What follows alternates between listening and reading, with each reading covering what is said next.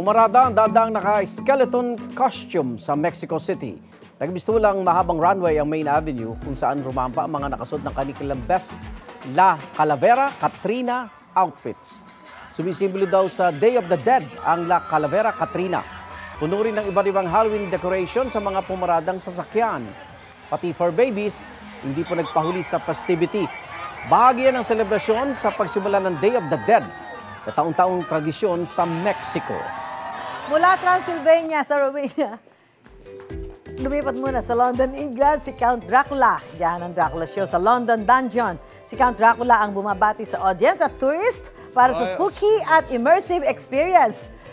Tatagal ang show na yan hanggang November 3.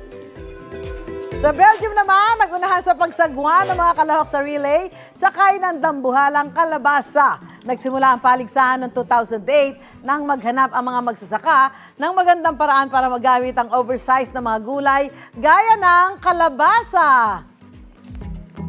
Igan, mauna ka sa mga balita, mag-subscribe na sa GMA Integrated News sa YouTube para sa iba't ibang ulat sa ating bansa.